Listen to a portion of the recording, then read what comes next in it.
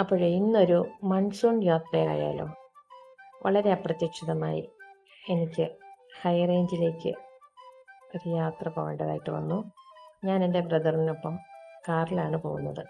ഇതിപ്പം മുണ്ടക്കയത്ത് നിന്ന് പെരുവന്താനം അവിടെ വരെ എത്തി കേട്ടോ.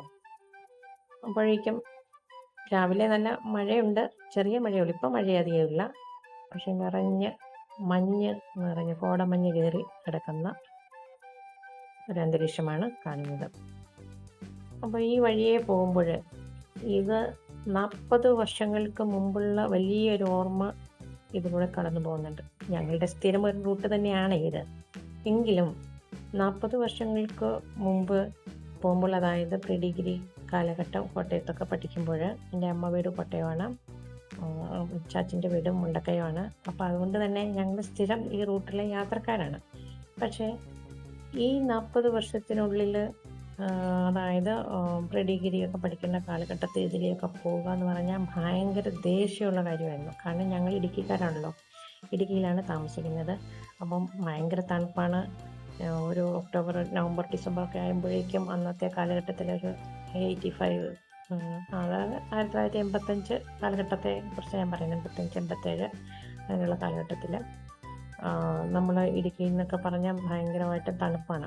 ഡിസംബറൊക്കെ ആയി കഴിയുമ്പോഴേക്കും ഭയങ്കര തണുപ്പ്. ജനുവരി, ഫെബ്രുവരി, മാർച്ചൊക്കെ ആകുമ്പോഴേക്കും എന്താ വെച്ചാൽ ഒരു വരണ്ട കാലാവസ്ഥ, അങ്ങനെയൊക്കെ, കാറ്റും.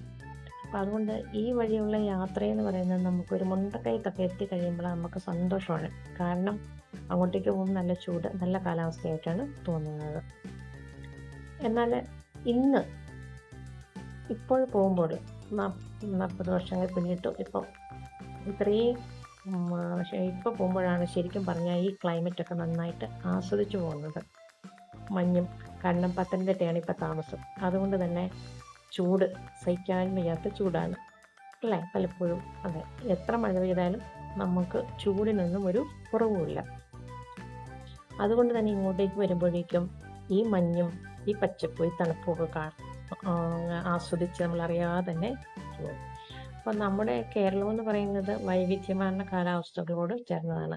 ഇപ്പോഴാണ് പല രാജ്യങ്ങളും, നമ്മുടെ ഇന്ത്യയിലെ പല സംസ്ഥാനങ്ങളുമൊക്കെ പോയി കണ്ടു വന്നപ്പോഴാണ് നമ്മുടെ കേരളത്തിൻ്റെ മഹിമ ഏറ്റവും കൂടുതൽ മനസ്സിലാകുന്നത്. കാരണം ഈ വിദേശ രാജ്യങ്ങളിലേക്കൊക്കെ പോയി കഴിഞ്ഞാൽ എക്സ്ട്രീം കാലാവസ്ഥയാണ്. ഒന്നുകിൽ ചൂടാണെങ്കിൽ ഭയങ്കര ചൂട്, തണുപ്പാണെങ്കിൽ ഭയങ്കര തണുപ്പ്, അങ്ങനെയാണല്ലോ. അതുപോലെ തന്നെ നമ്മുടെ നോർത്ത് ഇന്ത്യയിലേക്കൊക്കെ പോകാൻ, വടക്കേ ഇന്ത്യയിലേക്കൊക്കെ പോയി കഴിഞ്ഞാൽ എന്താണ്, അവിടെ ഇതുപോലെ തന്നെ തണുപ്പാണെങ്കിൽ ഭയങ്കര തണുപ്പ്, ചൂടാണെങ്കിൽ ഭയങ്കര ചൂട്. പക്ഷെ നമ്മുടെ കേരളം എന്ന് പറയുന്നത് എപ്പോഴും മോഡറേറ്റ് ടെമ്പറേച്ചറാണ് അല്ലേ.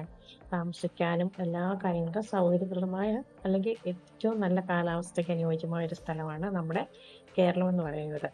അപ്പം കേരളത്തിൽ പ്രത്യേകിച്ച് ഈ ഹില്ലി ഏരിയാസ്, നമ്മുടെ ഇടുക്കിക്കാരെന്ന് പറയുമ്പോൾ ഇടുക്കിയിലൊക്കെ ഏറ്റവും, വയനാട്, ഇടുക്കി, ഇതൊക്കെ ഏറ്റവും നല്ല കാലാവസ്ഥ അനുഭവപ്പെടുന്നതാണ്. അപ്പം ഈ ഞാൻ പറഞ്ഞു വന്നത്, ഈ സ്കൂൾ ജീവിത കാലഘട്ടത്തിലും സ്കൂളിലും പ്ലസ് ടു പഠിക്കുന്ന സമയത്തൊക്കെ നമുക്ക് ഇടുക്കിയോട് ഭയങ്കര അലർജിയായിരുന്നു എനിക്ക്. കാരണം ഈ തണുപ്പ്, കുട്ടിക്കാനമൊക്കെ വരുമ്പോഴത്തേക്ക് നമുക്കങ്ങ്, ഇന്ന് കാണുന്ന കുട്ടിക്കാനമൊന്നും അല്ല അന്നത്തെ കുട്ടിക്കാനം. അന്ന് അവിടെ 1-2 ഷോപ്പ്, ഒരു ഇംഗ്ലീഷ് മീഡിയം സ്കൂളും ഉണ്ട്. ക്രൈസ്റ്റ് ഇംഗ്ലീഷ് മീഡിയം സ്കൂൾ എന്നങ്ങണ്ടായിരുന്നു എന്ന് തോന്നുന്നു, അതേ ഉള്ളൂ. അതിവിടെയൊക്കെ പഠിക്കുന്ന കുട്ടികളെന്ന് പറഞ്ഞാൽ നമ്മളിപ്പോൾ ഊട്ടിയിലും ഒക്കെ പോയി പിള്ളേരെ പഠിപ്പിക്കത്തില്ലേ, അന്നത്തെ ഒരു അതായത് ഞങ്ങൾ ഡിഗ്രിക്കൊക്കെ പഠിക്കാൻ കോട്ടയത്ത് പോകുമ്പോൾ ഈ ഇംഗ്ലീഷ് മീഡിയം സ്കൂളൊക്കെ ഈ ഊട്ടിയിലുള്ള ഇംഗ്ലീഷ് മീഡിയം സ്കൂൾ പോലെയൊക്കെയാണ് നമുക്ക് അനുഭവപ്പെടാറുള്ളത്. അപ്പോൾ അത് കഴിഞ്ഞ് ഇപ്പം നോക്കുമ്പോഴെന്താ, മരീൻ കോളേജ്, എന്താ പിന്നെ engineering college, Mar Ivanios engineering college, Mar Baselius engineering college, എല്ലാം ഉണ്ട്. അപ്പോൾ ഈ കാലാവസ്ഥയിലൂടെ ഇങ്ങനെ കടന്നു പോകുമ്പോൾ നമ്മുടെ പത്തനംതിട്ടയിൽ നിന്ന് ഇടയ്ക്കൊക്കെ ഇങ്ങനെ വരുമ്പം, ഇന്നിപ്പം നല്ല മഞ്ഞാണ്. ശരിക്കും പറഞ്ഞാൽ റോഡ് നന്നായിട്ട് കാണത്തില്ല. ഇപ്പം ഈ മുറിഞ്ഞ വഴിയൊക്കെ ആകുന്നേ ഉള്ളൂ, അങ്ങോട്ടേക്ക് എത്തുന്നതേ ഉള്ളൂ. മുറിഞ്ഞ വഴിയൊക്കെ കഴിയുമ്പോഴേക്കും, മുന്നോട്ട് വരുമ്പോഴേക്കും, കുട്ടിക്കാനൊക്കെ അടുക്കാറാകുമ്പോഴത്തേക്കും ഒട്ടുമേ റോഡൊന്നും കാണാൻ പറ്റത്തില്ല. പക്ഷെ ഈ മഞ്ഞിൽ കുളിച്ച് നിൽക്കുന്ന പച്ചപ്പ്, അതായത് ഈ മരങ്ങളും ചെടികളും എല്ലാം ഇങ്ങനെ മഞ്ഞിലിങ്ങനെ, കുടമഞ്ഞിനകത്ത് ഇങ്ങനെ നിൽക്കുന്നത് കാണുമ്പോൾ ഭയങ്കര പക്ഷെ തണുപ്പുണ്ടോ എന്ന് ചോദിച്ചാൽ തണുപ്പുമില്ല. ആണോ? തണുപ്പെന്ന് പറയുന്നത് ഇല്ല. അങ്ങനെ നമുക്ക് ഗ്ലാസ് താത്തിട്ട് പോയി നല്ല സുഖമായ നല്ല കാലാവസ്ഥയാണ്. അപ്പോൾ ശരിക്കും പറഞ്ഞാൽ ഈ ജൂൺ, ജൂലൈ, ഓഗസ്റ്റ് മാസങ്ങളിൽ ഈ റൂട്ടിലൂടെ ഒന്ന് പോകണം. അതായത് മഞ്ഞും ഈ ചാറ്റൽ മഴയുള്ള സമയത്ത് പോകണം. അതാണ് ഇനി. അപ്പോൾ ഇപ്പം നമ്മൾ മുറിഞ്ഞുമഴ വളഞ്ഞെങ്ങാനം വെള്ളച്ചാട്ടത്തിനടുത്തെത്തി. അന്ന് ഈ വെള്ളച്ചാട്ടം എന്നൊക്കെ പറഞ്ഞാൽ നമുക്കൊന്നും അറിയത്തില്ല. ഇന്നിപ്പോൾ ഇവിടെ സഞ്ചാരികളെ കൊണ്ട് നിറഞ്ഞിരിക്കുകയാണ്. അവിടെ ഒന്ന് വണ്ടി അടുപ്പിക്കാനോ ഒന്ന് ഇറങ്ങി നിൽക്കാനോ ഉള്ള സ്ഥലമുണ്ട് ഇല്ല. പണ്ടെന്ന് പറഞ്ഞാൽ ഇവിടെയൊന്നും ആരും മാനും മാഞ്ചാതിയിലെന്ന് പറയുന്നത് പോലെ പിള്ളേർ ഇപ്പം ഈ കാണുന്നത് പോലെയുള്ള ഇത്രയും വിശാലമായ റോഡും അല്ലായിരുന്നു അന്ന്. റോഡിനൊക്കെ വീതി കുറവ് ഒക്കെയായിരുന്നു. പക്ഷേ ഈ റൂട്ടിൽ കടന്നു പോകുമ്പോൾ ഈ വളവും തിരിവും എല്ലാം കഴിഞ്ഞ് വരുമ്പോഴത്തേനും ഭയങ്കര മഞ്ഞ്, റോഡ് കാണത്തില്ലാത്തൊരവസ്ഥ ഉണ്ടല്ലോ. മഞ്ഞ് ലൈറ്റൊക്കെ ഇട്ട് ബസ്സും വണ്ടികളെല്ലാം ഇങ്ങനെ പോകുമ്പോൾ അതുപോലെ തന്നെ ഇപ്പം ഈ തണുപ്പ് നമുക്ക് അനുഭവപ്പെടുന്നില്ല. പക്ഷേ അന്നത്തെ 10-40 വർഷം മുമ്പെന്ന് പറഞ്ഞാൽ ഈ കാലാവസ്ഥയല്ലായിരുന്നു, കുറേയും കൂടെ നല്ല തണുപ്പായിരുന്നു, നല്ല തണുപ്പ് ഉള്ളതാണ്. അപ്പോൾ ഇങ്ങനെ കടന്നു പോകുമ്പോൾ നമുക്ക് പിന്നെ എത്ര നമ്മളേതോ വിദേശത്ത് അല്ലെങ്കിൽ നമ്മുടെ ഈ എനിക്ക് ഓർമ്മിക്കാൻ പറ്റുന്നതെന്ന് പറഞ്ഞാൽ ഇത് ഈ ഡെറാഡൂൺ ഉണ്ടല്ലോ, ഉത്തരാഖണ്ഡ്, അതായത് മസൂറിയിലേക്കൊക്കെ പോകുന്ന സ്ഥലം, അവിടെ പോകുന്ന പോലെ സ്ഥലം പോലെ തോന്നും. പക്ഷേ ഇത്രയും പച്ചപ്പില്ല അവിടെ ഇട്ട് പോകുമ്പോൾ കേട്ടോ. പച്ച വിരിച്ച ഇതുപോലെയുള്ള മഞ്ഞിൽ കുളിച്ചിരിക്കുന്ന അല്ലെങ്കിൽ കാശ്മീർ നമുക്ക് കുറേ ഭാഗങ്ങൾ ഉപയോഗിക്കാം. അപ്പോൾ അങ്ങനെയുള്ള ഒരു സ്ഥലത്തോട്ട് നമുക്ക്, അല്ലെങ്കിൽ പല രാജ്യങ്ങളും കണ്ട്, ഇപ്പം സ്വിറ്റ്സർലൻഡൊക്കെ കണ്ടു കഴിഞ്ഞാൽ സ്വിറ്റ്സർലൻഡ് ഇങ്ങനെയൊക്കെ തന്നെയാണ്. ഇൻഫ്രാസ്ട്രക്ചറിൻ്റെ കുറവ് മാത്രമേ ഉള്ളൂ. കണ്ണും ഭൂപ്രകൃതിയെല്ലാം ഏകദേശം ഇതുപോലെ തന്നെ അവർ മനോഹരമാക്കി എല്ലാം നല്ല ഇതിൻ്റെ ആ പ്രകൃതിയുടെ ഭൂപ്രകൃതിക്കനുസരിച്ച് അതിനെ മനോഹരമാക്കി വെക്കുന്നു. നമ്മൾ അത്രയ്ക്കും നമുക്ക് അത്രയും ശ്രദ്ധിക്കുന്നില്ലാത്തത് കൊണ്ട് മാത്രം ഇത് നാച്ചുറലായിട്ടുള്ള ഭൂപ്രകൃതിയായതിനെ. അപ്പോൾ സ്വിറ്റ്സർലൻഡിൽ കൂടെ പോയിട്ടുള്ളവർക്ക് ഇപ്പം ഇന്ന് ഞാനിപ്പോൾ രാവിലെ 9 മണിക്കാണ് ഇതിനെ കടന്നു പോകുന്നത്. അപ്പോൾ ഇത് തന്നെയാണ് സ്വിറ്റ്സർലൻഡിൻ്റെ ഒരു അറ്റ്മോസ്ഫിയർ എന്ന് പറയുന്നത്. ഞാൻ സ്വിറ്റ്സർലൻഡിൽ പോയിട്ടുണ്ട്, അതുകൊണ്ട്. അപ്പോൾ ഇങ്ങനെ ഇത്രയും നല്ല കാലാവസ്ഥ, കേരളം എന്ന് പറയുന്ന ദൈവത്തിൻ്റെ സ്വന്തം നാട് എന്ന് വിശേഷിപ്പിക്കുമ്പോൾ വളരെ സത്യമായിട്ടുള്ള കാര്യമാണ്. അപ്പം നമ്മുടെ കേരളത്തിൽ നിന്ന് വിദേശത്തൊക്കെ പോയിട്ട് യാത്ര ചെയ്യാൻ പോയിട്ടുള്ളവരും അല്ലാതെ പോയിട്ടുള്ളവർക്കും എല്ലാം അറിയാം, കേരളത്തിൻ്റെ ആ തനിമ പലയിടത്തും നമുക്ക് കാണാൻ സാധിക്കും. അപ്പം ഇതുപോലെയുള്ള ഒരു നല്ലൊരു സംസ്ഥാനം ഏറ്റവും ഭംഗിയേറ്റവും മികവുറ്റതും ആക്കി തീർക്കണമെന്നുള്ള ആഗ്രഹം എപ്പോഴുമുണ്ട്, എല്ലാവരുടെയും മനസ്സിലുണ്ട്. പക്ഷേ നമ്മുടെ ഭൂപ്രകൃതിക്ക് നമ്മുടെ സാമ്പത്തികമായ കാര്യങ്ങൾക്കും അനുസരിച്ച് അനുയോജ്യമായ സാഹചര്യങ്ങൾ ഒത്തുവരുന്നതനുസരിച്ചത് പതിയെ ആകുമെന്നും യൂറോപ്പ് പോലെയാകും നമ്മുടെ സംസ്ഥാനവും എന്ന് നമുക്ക് പ്രതീക്ഷിക്കാം.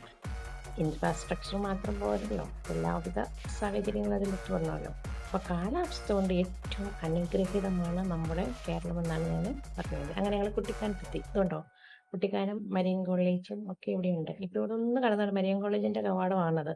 ഇപ്പോൾ അവിടെ ഒന്നും കാണാൻ പറ്റുന്നില്ല. ഇതുപോലെ മഞ്ഞ് നിറഞ്ഞ ഒരു അന്തരീക്ഷം എന്ന് പറയുന്നത് ഭയങ്കര രസകരമായിട്ട് ഇപ്പം തോന്നുന്നു. അന്ന് ഈ കുട്ടിക്കാനത്തൊക്കെ വരുമ്പോഴത്തേക്കും ഭയങ്കര ദേഷ്യമായിരുന്നു. കാരണം ഈ ബസ്സിൻ്റെ ഷട്ടറൊന്നും തുറക്കാൻ പറ്റത്തില്ല. ഈ കാറ്റിങ്ങനെ, ഇന്ന് കാറ്റൊന്നും ഇല്ല, വളരെ ശാന്തമായിട്ടിങ്ങനെ മഞ്ഞിൽ പതിച്ചെടുക്കുന്ന ഈ സ്ഥലം ഇങ്ങനെ കടന്നു പോകുന്നു. പക്ഷെ അന്നൊക്കെ എന്ന് പറഞ്ഞാൽ കാറ്റാണ്. ഈ കാറ്റാണ് ശരിക്കും സഹിക്കാൻ പാടില്ലാത്തത്. നമ്മൾ വിദേശ രാജ്യങ്ങളിലൊക്കെ പോയി കഴിഞ്ഞാൽ, തണുപ്പായിട്ട് പോയി കഴിഞ്ഞാൽ അവിടെ ഒരു കാറ്റുണ്ടല്ലോ, ആ കാറ്റ് തന്നെ ഇവിടെ നമ്മുടെ ചെവിക്കകത്തൂടെ കയറി ഇങ്ങനെ അടിച്ചു പോകുന്നൊരു മനസ്സ്. അങ്ങനെ തേയിലക്കാടുകൾക്കിടയിലൂടെ കടന്നു പോകുന്ന മഞ്ഞിൽ കുളിച്ച ഈ ഭൂപ്രകൃതി നിങ്ങൾ പോകണം. ഇനിയിപ്പം ജൂൺ, ജൂലൈ, ഓഗസ്റ്റ് വരെ ഇതുപോലെയുള്ള നല്ല ദേശമാക്കി ചെറിയ ചാറ്റൽ മഴയുള്ള സമയത്ത് പോയാൽ മതി. അല്ലെങ്കിൽ അതുപോലെ ഈ മഴക്കാലം തുടങ്ങിയ സമയമാണ്, അതുകൊണ്ട് തന്നെ ഈ വഴിയിലോട്ടുള്ള യാത്ര മനോഹരമാണ്. ഞങ്ങൾ കുട്ടിക്കാനത്ത് നേരെ കട്ടപ്പനയ്ക്കാണ് പോകുന്നത് കേട്ടോ. അപ്പം കട്ടപ്പന ഇടുക്കിക്കും കാൽവരിമുണ്ടിലാണ് എൻ്റെ വീട്. ഞങ്ങൾ അങ്ങോട്ടേക്ക് പോവാണ്. അപ്പം രാവിലെ 9 മണിക്കും ഇതേ കാലാവസ്ഥയാണെങ്കിൽ ഇന്ന് മുഴുവൻ ഇതുപോലെ തന്നെയായിരിക്കും, മാറ്റമൊന്നും ഉണ്ടാവില്ല. അപ്പോൾ നല്ല ഭംഗിയായിട്ട് ആസ്വദിച്ച് ഞങ്ങൾ രണ്ടുപേരും വർത്തമാനം പറയുന്നുണ്ട്. അതിനനുസരിച്ച് ഇടയ്ക്ക് ഞാൻ ഞങ്ങൾ കാര്യങ്ങളൊക്കെ പറയുന്നുണ്ടെങ്കിലും വീഡിയോ ഒക്കെ എടുത്ത് ഞാനിങ്ങനെ പോവുകയാണ്. അപ്പം വീണ്ടും ഏലപ്പാറയ്ക്ക് അടുത്തേക്ക് എത്താറായി. അതുകൊണ്ട് തന്നെയാണ് പിന്നെ ഇതുപോലെയുള്ള ഏലപ്പാറ. ഇപ്പോൾ റോഡെല്ലാം നല്ല മികവുറ്റതാക്കിയതുകൊണ്ട് നല്ല സ്റ്റൈലിൽ വണ്ടി ഓടിച്ച് പോകാം കേട്ടോ. ഡ്രൈവ് ചെയ്ത് പോകാം, യാതൊരു ഇതുമില്ല, നല്ല ഭംഗിയാക്കിയിട്ടേക്കുക. അതുകൊണ്ട് തന്നെ പണ്ടൊക്കെ 6 മണിക്കൂറൊക്കെ എടുക്കുമായിരുന്നു ഞങ്ങൾ കട്ടപ്പനയിൽ നിന്ന് കോട്ടയത്ത് വരണമെങ്കിൽ ബസ്സിൽ. ഇപ്പം ഞാൻ അറിയാണ്, എൻ്റെ വീട്ടിൽ നിന്ന് 6 മണിക്കൂർ എടുത്തിരുന്ന സമയത്ത് ഇന്നിപ്പോൾ കാറിൽ പോരുന്നുണ്ടോ സിപ്പ് വേ ഒക്കെ ഉണ്ടാക്കുന്നുണ്ട് ഇവിടെ കേട്ടോ. മറ്റുള്ള സംസ്ഥാനങ്ങളിലൊക്കെ ഈ സിപ്പ് വേ ഒക്കെ ഇഷ്ടംപോലെ ആയിട്ടുണ്ട്. ഇപ്പം നമ്മുടെ കാൽവരിമുണ്ടിൽ സിപ്പ് വേ വരുന്നുണ്ട്. ഇവിടെ ഇപ്പോൾ കാണുന്നു ഈ ഏലപ്പാറയ്ക്ക് അടുത്ത്. ഇതൊരു വ്യൂ പോയിൻ്റാണ് കേട്ടോ. വ്യൂ പോയിൻ്റാണ് വാഗമണ്ണിലേക്ക്, അതിൻ്റെ എതിർ സൈഡിൽ കൂടെ ഏലപ്പാറ പട്ടണമാണ് ഈ കാണുന്നത്. അതിലൂടെ വാഗമണ്ണിലേക്ക് പോകുന്നത്. അപ്പോൾ ഏറ്റവും മനോഹരമാക്കി വൃത്തിയായി സൂക്ഷിക്കുക എന്നുള്ളതാണ് ഇതുതന്നെ. ഇപ്പോൾ ഇവിടെ എല്ലാം ഇപ്പം വ്യൂ പോയിന്റുകളാക്കി അവിടെ നല്ലപോലെ ആൾക്കാർക്ക് നിന്ന് കാണാവുന്ന രീതിയിലുള്ള ഒക്കെ അറേഞ്ച്മെൻറ്റ്സ് ഒക്കെ നടത്തിയിട്ടുണ്ട്. പക്ഷേ അതൊക്കെ നമ്മൾ പ്ലാസ്റ്റിക്കും മറ്റു മാലിന്യങ്ങളും ഇട്ട് വൃത്തികേടാക്കാതിരുന്നാൽ മതി. നമുക്ക് ഇനിയിപ്പം നമ്മളൊരു പ്ലാസ്റ്റിക് അവിടെ ഇറങ്ങി നിൽക്കുമ്പോൾ കണ്ടാൽ അതെടുത്ത് നമ്മൾ അതിൻ്റെ കുട്ടികളോടിയും ഇട്ടാൽ ഏറ്റവും ഭംഗിയായിട്ട് നമ്മുടെ മറ്റു സ്ഥലങ്ങളിലൊക്കെ എങ്ങനെ അവരവരുടെ പരിസരം നല്ലതായിട്ട് ശുചിയായിട്ട് സൂക്ഷിക്കുന്നത് കൊണ്ടാണ് മനോഹരമായി കാണുന്നത്. അപ്പം നമ്മുടെ ഇവിടെ നമ്മൾ എന്ത് ചെയ്യും, കുറച്ചൊക്കെ നമ്മൾ ഇപ്പം നന്നായിട്ട് നമ്മൾ ശുചീകരണ പ്രവർത്തനങ്ങളിലൊക്കെ നന്നായിട്ട് നമ്മുടെ സ്ഥലങ്ങളും പരിസരങ്ങളും എല്ലാം വൃത്തിയായി സൂക്ഷിക്കാൻ നമ്മൾ പ്രത്യേകം ശ്രദ്ധിക്കുന്നുണ്ട്. ആ ശ്രദ്ധ ഉള്ളത് കൊണ്ടാണ് ഇപ്പോൾ കണ്ടോ വഴിയോരങ്ങളൊക്കെ എത്ര മനോഹരമായിട്ടായിരിക്കും. നോക്കിക്കേ, ഈ ഇത്രയും വിശാലമായ റോഡുകളിലും വളവും തിരിവുകളും ഒക്കെ ഉണ്ടെങ്കിൽ പോലും മനോഹരമാക്കി ഇരു സൈഡിലും തേയിലത്തോട്ടങ്ങളും റോമും തോട്ടവും ആയിട്ട് ഇങ്ങനെ ചപ്പാത്തിലേക്ക് വന്നുകൊണ്ടിരിക്കുകയാണ്. അപ്പം ഈ ഏലപ്പാറ ചപ്പാത്തിലേക്കൊക്കെ വരുമ്പോഴേക്കും ഭയങ്കര രസകരമായിട്ടുള്ള ഈ വഴി പോകുമ്പോൾ എനിക്ക് എപ്പോഴും ഓർമ്മ വരുന്ന ഒരു കാര്യം, ഈ ചപ്പാത്ത് ഇപ്പോഴുള്ള പാലമല്ലായിരുന്നു, പഴയ പാലമായിരുന്നേ.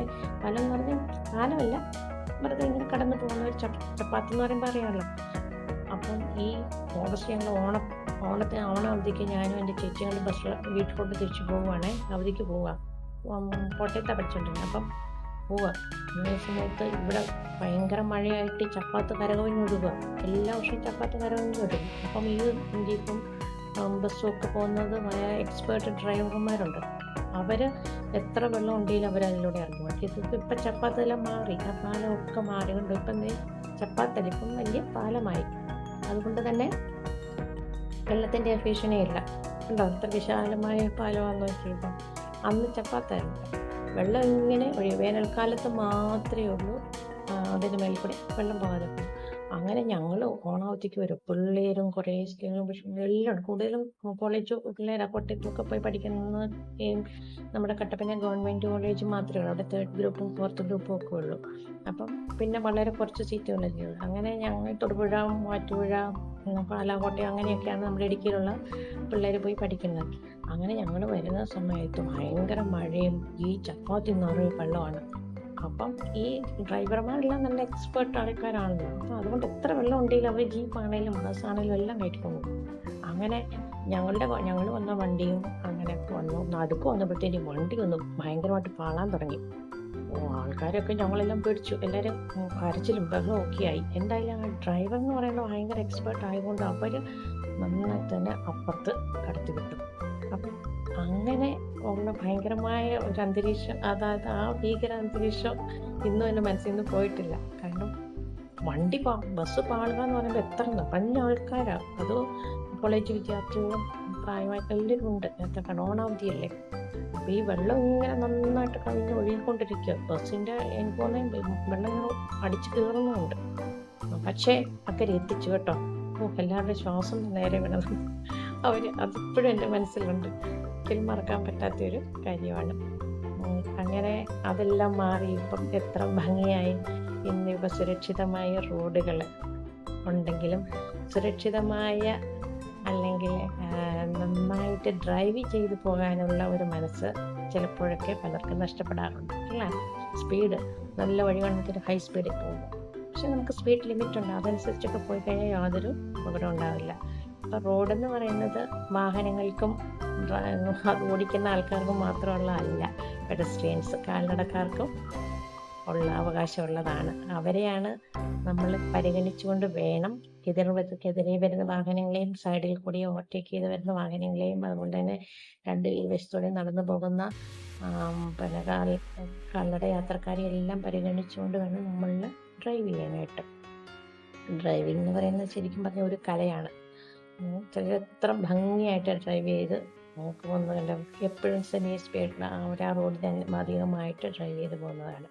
അപ്പം അങ്ങനെ ഒരു ഡ്രൈവിംഗ് ആറ്റിറ്റ്യൂഡ് നമ്മുടെ മനസ്സിലുണ്ടെങ്കിൽ തീർച്ചയായിട്ടും സുരക്ഷിതമായിട്ട് നമുക്ക് വളരെ ആസ്വദിച്ച് ഡ്രൈവ് ചെയ്ത് പോകാൻ സാധിക്കും.